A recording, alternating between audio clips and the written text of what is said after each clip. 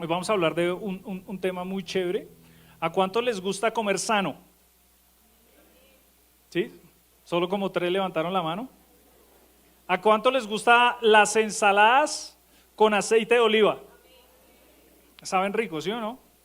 Pero ¿cuántos saben de dónde viene el aceite de oliva? Pues de los olivos. Aceite de oliva de olivos, ¿sí o no? De ahí viene. De las aceitunas, exactamente, muchas gracias. Por eso hoy vamos a hablar de un tema muy chévere que se llama la prensa del olivo. La prensa del olivo. ¿Qué son las prensas del olivo? Y quiero que mostremos una imagen que tenemos ahí, por favor. De las prensas, exactamente, esta prensa que ustedes ven ahí, se usaba en la antigüedad. ¿Y para qué se utilizaban estas prensas? Para extraer el aceite de las olivas.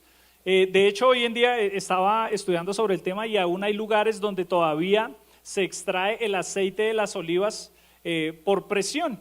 Se utiliza un tipo de prensas, no iguales a esta, pero un tipo de prensa donde se van espichando las aceitunas y dependiendo la forma en cómo se espichen o se presionen, sale la calidad del aceite. Por eso cuando usted va allá al supermercado, a veces compra, se ha visto que dice aceite de oliva extra virgen, ¿sí? Entonces ese es el de mejor calidad y hay de diferentes calidades dependiendo del proceso de maduración de las aceitunas, en qué momento se haga y todo eso se hace para extraer lo mejor de la aceituna. Y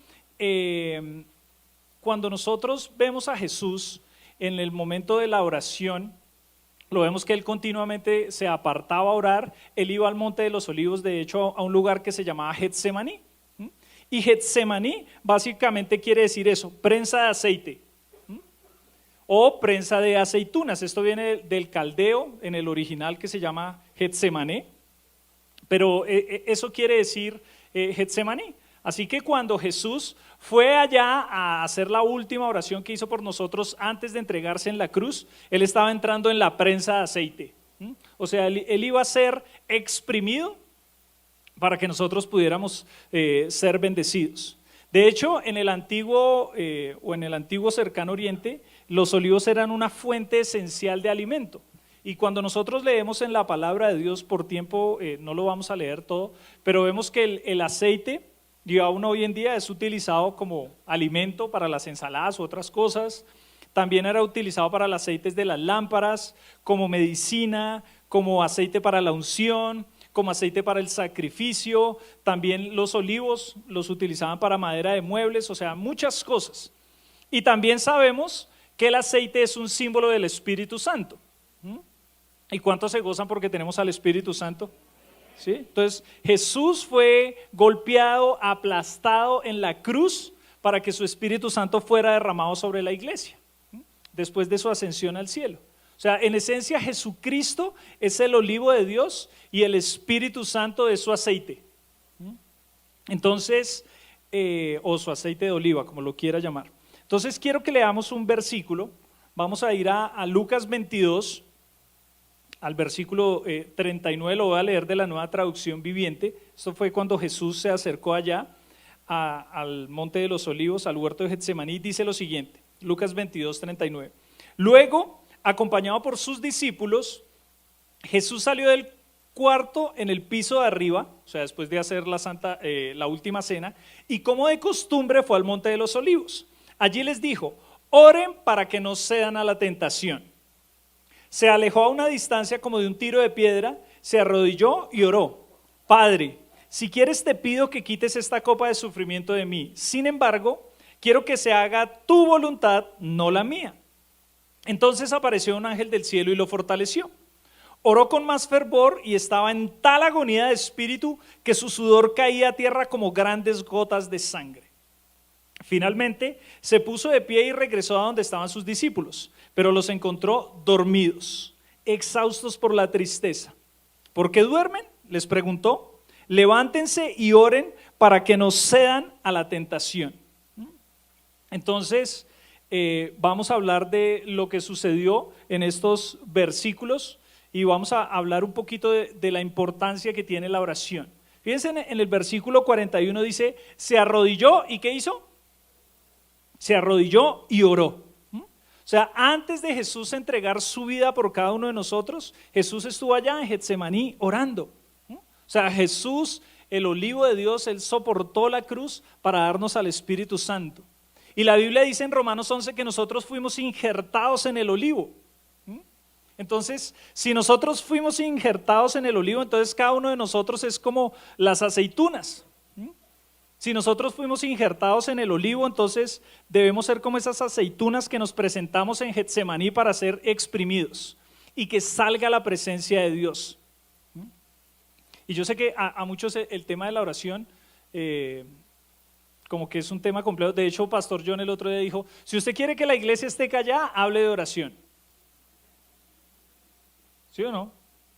Entonces, mire el versículo 45. El versículo 45 dice, finalmente se puso de pie y regresó a donde estaban sus discípulos, pero los encontró dormidos. O sea, los mismos que hace unos días le habían dicho, Señor, enséñanos a orar, estaban dormidos. O sea, cuando Él les dijo, caminen, acompáñenme a orar, oren por ustedes y oren por mí, se durmieron. Y ese es el problema de la oración, que nos gusta mucho escuchar sobre la oración, o la parte teórica de la oración, pero a la hora de orar algunos se duermen.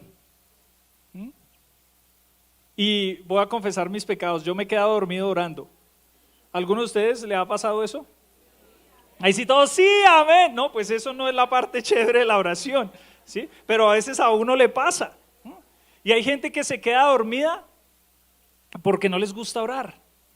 Pero la oración lo que nos hace es estar vigilantes espiritualmente. Y cuando nosotros no oramos, nos dormimos. Y si usted coge y seguramente si los discípulos se hubieran puesto a orar, no se hubieran quedado dormidos. Ahí dice que estaban exhaustos. Pero cuando uno se mete a la presencia de Dios, Él renueva nuestras fuerzas. Por eso nosotros debemos entrar a la presencia de Dios, para que Él renueve nuestras fuerzas. Y tal vez no nos guste mucho la oración o nos guste la parte teórica de la oración, pero debemos hacerlo. Y estamos en un tiempo donde no podemos dejar las cosas a la suerte. O sea, nuestras vidas no pueden estar al azar o a lo que venga o a lo que el gobierno quiera o a lo que la ONU determine. No, debemos tomarnos el tiempo de orar. Y yo quiero animarnos, porque cuando estoy diciendo esto, me lo estoy diciendo a mí también, a que oremos más. Y si usted hace no mucho también, Pastor John estuvo dando una enseñanza sobre la oración, los pastores aquí, todos los martes, los sábados hay tiempos de oración, porque nuestros pastores quieren que oremos más. Y el Señor se está moviendo, pero para que se mueva más necesitamos meternos más en oración. Yo quiero que hablemos un poco de cosas que pasan en la oración. Lo primero es que es un lugar secreto. Fíjense, en el versículo 39 dice, y como de costumbre fue al monte de los olivos. O sea, era una costumbre que Jesús tenía ir al monte de los olivos. ¿A qué? A orar. O sea, fíjese que ahí no dice que Él oraba en su casa. Él tenía que salir de su casa e ir hasta el monte de olivos. O sea, en un sentido la oración es dejar la comodidad para ir a orar. Jesús dijo, tú cuando ores, entra en tu aposento y cierra la puerta y ora, o cerrando la puerta, ora. Entonces, los creyentes oramos diferente. Los creyentes debemos tener un lugar para orar.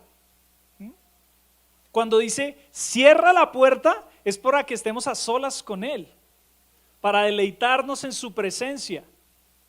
Cuando usted entra solo a su presencia, usted a veces que se va a reír, usted a veces que va a llorar, otras veces que usted va a derramar su corazón en adoración delante de Él. Eso usted lo puede hacer cuando tenemos tiempos de oración en conjunto, digámoslo así, como iglesia, pero hay cosas que usted solo puede hacer cuando está con Él. Entonces debemos buscar un Getsemaní, un lugar de oración. Pregúntele a su vecino, dígale, ¿ya tienes tu Getsemaní? Cuando Jesús estaba dando una instrucción sobre la oración, Él dijo, cuando ores no seas como los hipócritas. O sea, como diciendo, quiero que hagas una oración genuina. Y si la Biblia dice que el Espíritu Santo nos anhela celosamente, dice en Santiago 4:5 que Él nos anhela celosamente, entonces nosotros deberíamos anhelar su presencia también. Y si nosotros tenemos ese deseo, pues vamos a crear ese lugar y vamos a sacar el tiempo para orar. No sé en dónde es ese lugar dónde es ese lugar que cada uno tenga establecido para que sea su Getsemaní, pero deberíamos tenerlo. No sé si será en la sala, no sé si será en un cuarto, no sé si será en el parque, no sé si será en el parqueadero, no sé si será una silla, no sé, pero debemos buscar ese Getsemaní para poder estar a solas con Él. Mi esposita está estudiando Rema virtual, y ayer mientras yo estaba estudiando ella estaba escuchando una clase y escuché algo que me llamó la atención, que dijo el maestro y lo apunté. Dice así, dice: algunos viven más de la imposición de manos que de la comunión con Dios. Como dice Pastor Pablo, dígame, no diga yayay. Mire, dice, algunos viven más de la imposición de manos que de la comunión. Algunos se la pasan de evento en evento en vez de tener comunión. Entonces, preguntémonos si estamos entrando a la presencia de Dios o no, si tenemos ese Getsemaní o no. Es bueno que apartemos ese lugar. Otra cosa que pasa en la oración, también es un lugar para sobrepasar la tentación. Fíjese en el versículo 40 de lo que leímos ahorita, dice: oren para que no cedan a la tentación. O sea, Jesús no ignoró la tentación. ¿Él qué hizo? ¿Oró? O sea, una de las razones por las que Jesús oró es porque estaba siendo tentado. ¿Y cuál era la tentación que Jesús estaba teniendo? Pues era escaparse, era no sufrir, o sea, no ir a la cruz, no cumplir el plan de Dios. Y debemos reconocer que nosotros también tenemos tentaciones que no podremos vencer haciéndonos los locos. Hay cosas que a nosotros nos están atacando y tú no puedes simplemente decir, no, eso no es para mí. Esa tentación no va a poder conmigo. No, hay tentación que si tú no oras te van a tumbar. Y que si tú no oras vas a perder por W. Así que debemos reconocer la tentación. Y debemos entender también que no estamos solos. Hay una gran bendición en el cuerpo de Cristo y es que tenemos ayuda, pero debemos buscarla. Y la tentación es como una puerta. La puerta se te abre y te está diciendo, sigue, entra. Fíjese que Jesús no les dijo que oraran para no ser tentados. Ahí no dice eso. Ahí no dice, oren para que no sean tentados. No dice, oren para que no entren en tentación o oren para que no cedan a la tentación. Entonces nosotros debemos orar para no caer. Nosotros podemos estar parados al lado de la puerta, o el diablo lo que hace es eso, te está invitando a que cruces. ¿Y por qué es una tentación? Porque en tu corazón tú sabes que no debes cruzarla. Hay algo allá adentro que te dice no pases. O sea, una parte de ti que te dice no mires esa página, no llames a esa vieja, no escribas ese mensaje. Pero uno dice, no, pero eso una vez al año no hace daño. No, sí hace daño. Y lo que tú estás haciendo es pasar al otro lado de la puerta. Y cuando tú pasas al otro lado de la puerta ya perdiste el año. Y nosotros debemos tener, a veces nosotros le damos demasiado crédito al diablo. A veces nosotros pensamos que el diablo nos puede hacer pecar y no, Señor. Él simplemente pone la cascarita, pero cada uno de nosotros es el que decide si lo hace o no. O sea, tú eres el que toma la decisión, yo soy el que toma la decisión si peco o no. O sea, la Biblia advierte que el problema está en la carne. Entonces no le eche la culpa al diablo de lo que él no tiene la culpa. Pobre diablo, ahí sí. Sí, él está bajo nuestros pies, pero la decisión de pecar o no está en nosotros. Por eso debemos meternos en oración. De hecho, la Biblia dice que el espíritu es fuerte, pero la carne es débil. O sea, el espíritu quiere orar, pero la carne no. El espíritu quiere estar despierto en la prédica, pero la carne se quiere dormir. No sé para quién iba eso, pero a veces pasa, ¿sí? Por eso nosotros debemos someter las cosas en oración. Y yo estoy seguro que es más fácil vencer la tentación que vivir con el remordimiento del pecado. ¿Y cómo vencemos la tentación? Pues orando. Dios le dijo a Caín, en Génesis 4:7 dice así: el pecado está a la puerta, pero tú tienes autoridad sobre él. A la puerta está el pecado. Y hoy es muy fácil pecar. Todos tenemos celulares que pueden entrar a cualquier lado. Hoy las consolas de video permiten entrar a cualquier lado. Hoy, mejor dicho, a la puerta está. Pero tenemos que estar en la jugada. Y Jesús nos ayuda a vencer esa tentación. Porque cuando tú te metes en la oración, tú entras a Getsemaní, pues vamos a tener asistencia, vamos a tener fortaleza, vamos a tener guía. En Hebreos 2:18 dice: pues en cuanto él mismo padeció siendo tentado, es poderoso para socorrer a los que son tentados. O sea, Jesús nos ayuda en todo tiempo, pero especialmente cuando estamos tentados. Él sabe cómo vencer la tentación porque Jesús ya la venció. Él es la respuesta. Él es nuestra victoria. En Hebreos 2:18, en la versión de lenguaje sencillo dice: y cómo Jesús mismo sufrió y el diablo le puso trampas para hacerlo pecar. Ahora, cuando el diablo nos pone trampas, Jesús puede ayudarnos a todos. O sea, Él nos pone trampas, nos pone cascaritas. Pero si Jesús es nuestro ejemplo de cómo se puede vivir como hombre, entonces nosotros podemos vencer la tentación.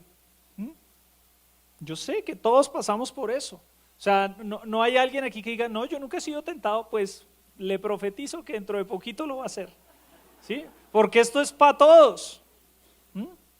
Esto es para todos, esto no es para algunos. Bueno, otra cosa que sucede en la oración es que cuando nosotros oramos hay un lugar, solo ese Getsemaní, que es para hacer nuestra propia oración a solas. Fíjense que Jesús, allá en el versículo 41 dice que se alejó o se apartó como a una distancia de un tiro de piedra, se arrodilló y oró.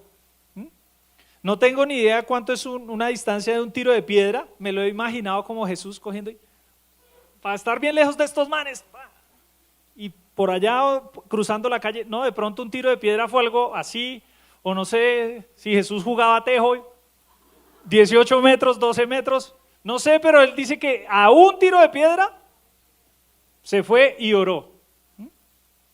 Él se apartó porque quería estar solos. ¿Y quién oró? Ahí no dice que Pedro oró por Jesús, ¿o sí? Ahí dice que él mismo oró, o sea, Jesús oró.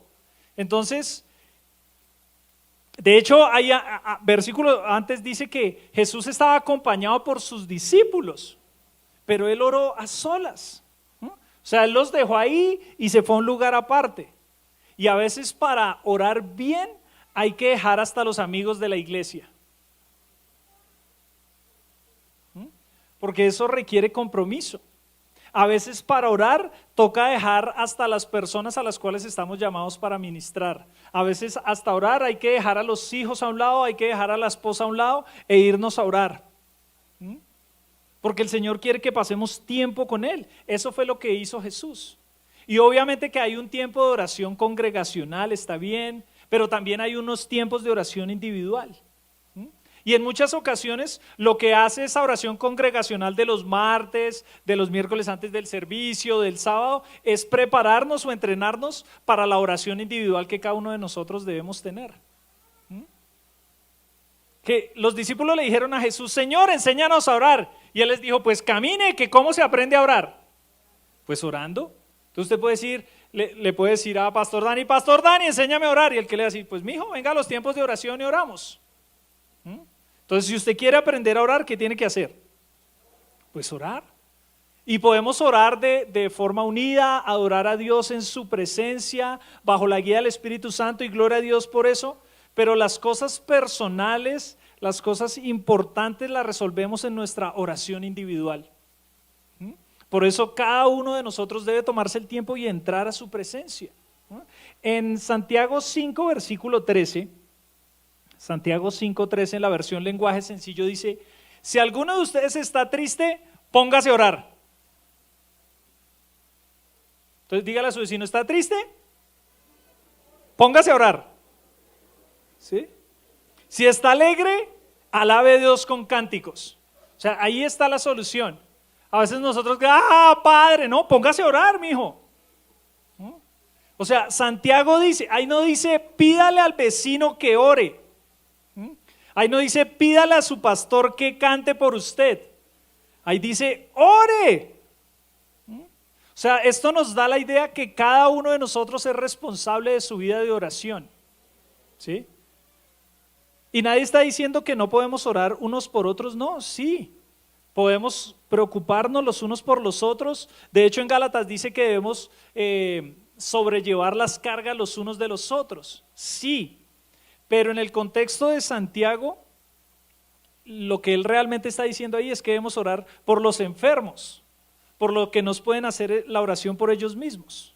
O sea, sí podemos orar de acuerdo los unos por los otros, sí podemos apoyarnos en la oración de la familia de fe, por supuesto que sí, pero eso no nos exime de hacer nuestra propia vida de oración, nuestra oración individual. Cuando tú tienes una vida de oración en lo privado, se disminuye la lista de oración en público. Hay veces que personas mandan una lista de oración muy larga para que se ore, y eso usualmente pasa es cuando no hay oración en la intimidad. Silencio total. Y no está mal, ahora es que, entonces no voy a volver a mandar una petición de oración. No, nadie está diciendo eso. Mándela, pero tenga una vida de oración. Otra cosa, cuando nosotros vamos a Getsemaní, es un lugar donde nosotros oramos a nuestro Padre Dios, donde hablamos con nuestro Padre. En el versículo 41 dice que Jesús oró, y en el versículo 42 dice, diciendo Padre, mire, Padre. O sea, Jesús nos enseñó a orar a nuestro Padre Dios. Cuando Él habló sobre el Padre Nuestro, que no es una oración para repetir, sino es un modelo de oración, dijo, cuando ores di Padre, ora a tu Padre que está en lo secreto. Vosotros pues oraréis así, Padre Nuestro. O sea, nuestras oraciones deben ir dirigidas al Padre. O sea, un creyente no ora a cualquiera, un creyente le ora al Padre. En el nombre de Jesús, pero al Padre. Es un tiempo donde nosotros pasamos con nuestro Padre. O sea, no hay nada más importante en la vida que poder desarrollar una relación con nuestro Padre Celestial. Hay personas que no han tenido un buen padre en lo natural, pero Dios es un Padre perfecto. Y cuando tú te metes con Él, Él va a restaurar esa comunión de Padre e Hijo, porque del Padre viene nuestra respuesta.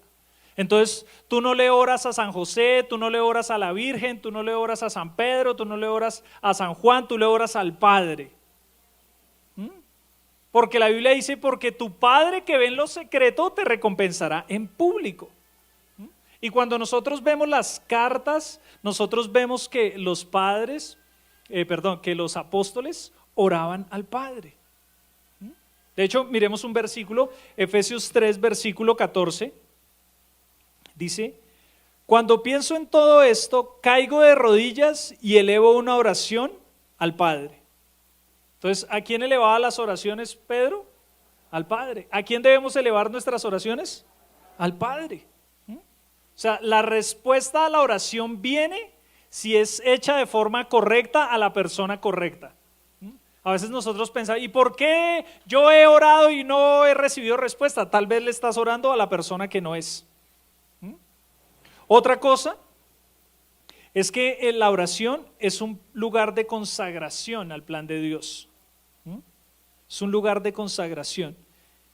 En el versículo 42, Jesús dijo, Padre, si quieres te pido que quites esta copa de sufrimiento de mí. Sin embargo, quiero que se haga tu voluntad, no la mía. Y sabemos que hay diferentes tipos de oración, la oración de fe, la oración en lenguas, la oración de acuerdo, o sea, hay la oración de ruego, hay muchos tipos de oración que nos enseña la palabra de Dios, pero en Getsemaní nos está mostrando específicamente una oración de consagración. O sea, Jesús no está diciendo ahí, no está pidiendo cosas en particular, que es lo de la oración de fe. O sea, la oración de fe es cuando yo investigo en la palabra de Dios cuál es la voluntad de Dios para pedir conforme a ella, y de acuerdo a lo que es la voluntad de Dios yo pido eso y yo creo que recibo eso y estoy seguro que lo voy a recibir porque en la palabra de Dios lo dice, ¿sí? Yo me paro firme en la promesa de Dios y no hay duda. Pero cuando yo hago una oración de consagración, lo que estoy haciendo es: Padre, lo que dice Jesús, que se haga mi voluntad y no la tuya. Es en el único lugar o en el único tipo de oración donde nosotros decimos eso. Padre, que se haga mi voluntad y no la tuya. ¿Y por qué Jesús dijo eso? Dijo eso porque él también tenía emociones. Él sabía, tenía pensamientos, o sea, él sabía el plan de Dios. Y su carne quería hacer algo diferente. Por eso le dijo: Padre, si quieres, quita de mí esta copa. Pero él oró para someter su carne para hacer el plan de Dios. Y si Jesús necesitó someter su carne para hacer el plan de Dios, yo creo que nosotros también necesitamos hacerlo. Porque a veces lo que nosotros oramos es para que Dios bendiga mi plan. Amén. Padre, voy a montar una empresa, bendice la empresa, Señor. Padre, me voy a ennoviar con fulanita, bendice esta relación, Padre. ¿Y ya le preguntaste al Padre si esa es la persona para ti? Silencio en la sala. O sea, en la oración de consagración lo que nosotros hacemos es rendir nuestros sueños a Dios y abrazamos los de Él. Imagínense, ahí en el versículo 44 dice que Jesús oró con más fervor. Y era tal la agonía en su espíritu que sudor caía como gotas de sangre. Y hay personas que dicen: bueno, pero Jesús, ¿por qué sudó sangre? Hay gente que dice: no, pues porque tenía miedo de ir a la cruz. Pero parte de la agonía no venía del temor, sino de esa lucha interna que había en él de lo que le costaría estar separado del Padre. O sea, el Espíritu Santo nos revela que él tenía una lucha, ¿no? Y la lucha no era con el diablo, la lucha era consigo mismo. La lucha era entre el deseo de hacer su voluntad, que era salir corriendo de ahí, o hacer la voluntad del Padre. Entonces, es bueno que nosotros nos preguntemos: ¿queremos hacer la voluntad nuestra o la voluntad de Dios? ¿Qué plan creen ustedes que está más bendecido? ¿El de cada uno o el de Dios? Pero a veces no entregamos nuestros planes al Señor, que se hagan los de Él. De hecho, la Biblia dice en Jeremías 33:3: clama a mí y yo te mostraré cosas que nadie conoce. Clama a mí. Pero a veces nosotros no vamos a clamar a Él, sino: no, pues Señor, lo que será, será. Y me estoy quedando soltera, pues el que se atraviese, el peor es nada, hágale. No. Entonces, clamemos a Él. Rindamos nuestras vidas a Él. Otra cosa que pasa en la oración es que es un lugar para ser fortalecidos. En el versículo 43 dice: entonces apareció un ángel del cielo y lo fortaleció. ¿Quién lo fortaleció? Un ángel del cielo. Y debemos tener claro que cuando nosotros oramos, Dios responde. Jesús estaba orando y llegó el ángel, la respuesta fue dada. O sea, hay ayuda cuando nosotros clamamos a Dios. ¿Y para qué es esa ayuda? Pues para que nosotros sobrepasemos la prueba. O sea, haga de cuenta que es como un intercambio que nosotros hacemos. Cuando nosotros vamos a la oración, entregamos nuestra debilidad y recibimos su poder. Entregamos nuestros planes imperfectos y Él nos da su perfecta voluntad. pero tenemos que ir a su presencia. O sea, nosotros echamos nuestra ansiedad sobre Él y Él cuida de nosotros. ¿Eso dice la palabra o no? En 1 de Pedro 5:7, echen vuestras cargas sobre Él y Él cuidará. Entonces, cuando nosotros echamos nuestras cargas sobre Él, nos metemos en la oración, le decimos, Señor, no quiero llevar más esto, me lo quito.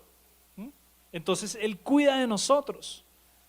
Entonces, la oración es eso, soltar nuestras cargas para ser fortalecidos. En Romanos 8:26 dice, y de igual manera el Espíritu nos ayuda en nuestra debilidad. Pues ¿qué hemos de pedir como conviene? No lo sabemos.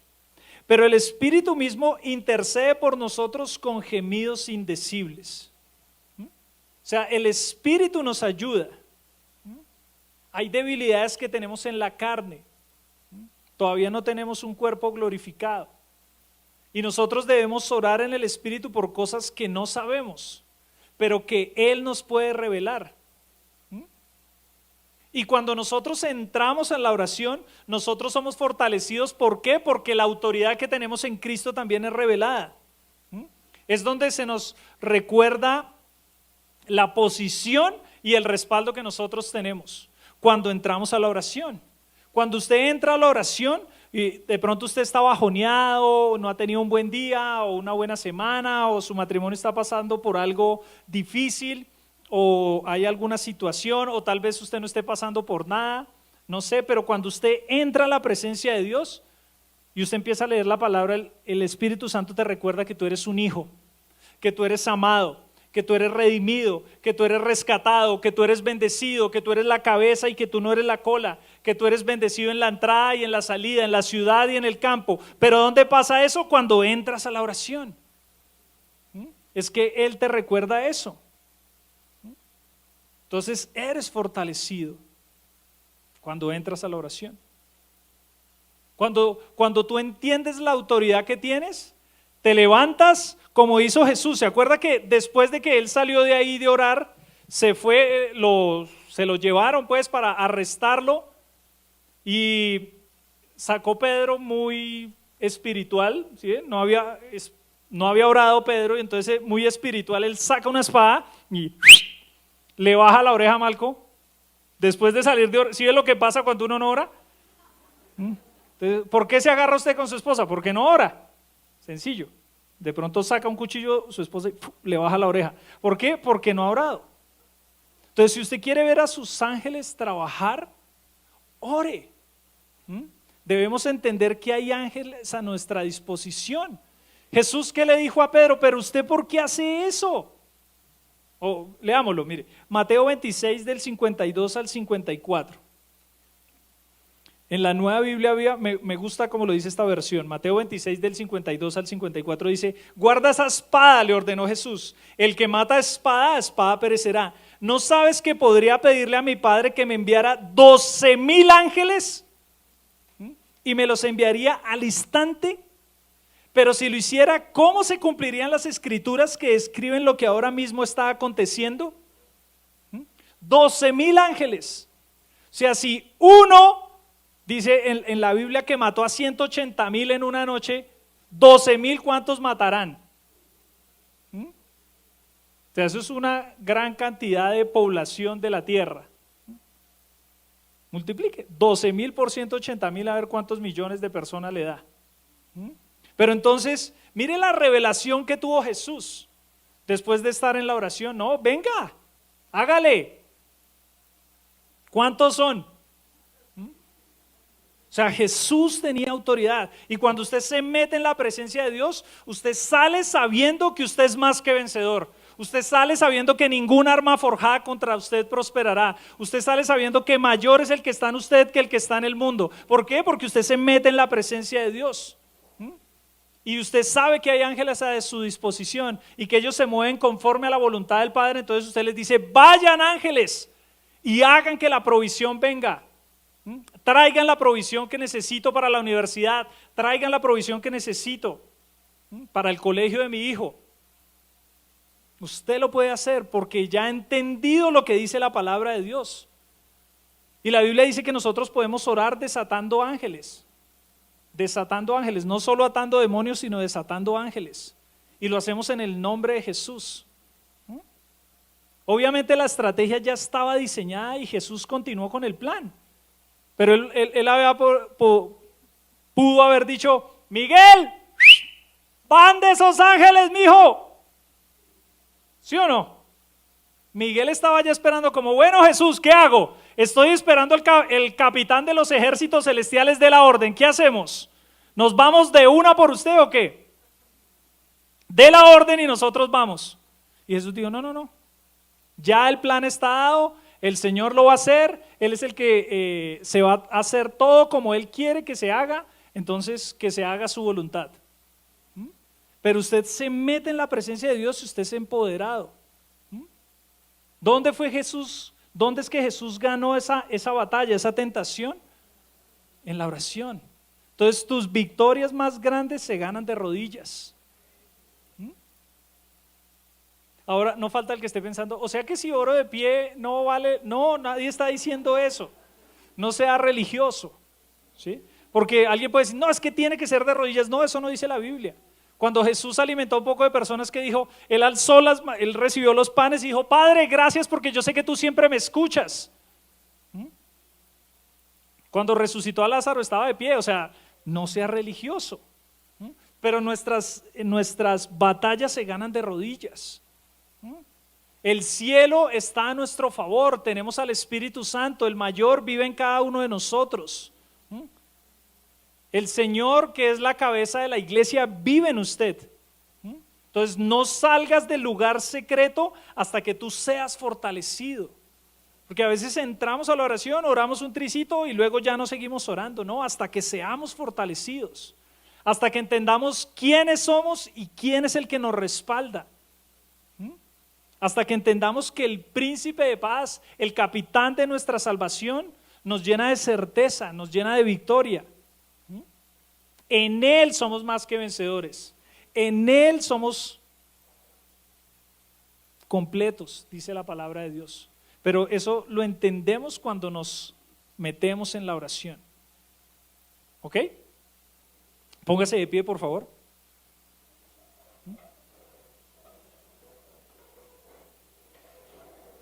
Ya para finalizar quiero decir esto, mire.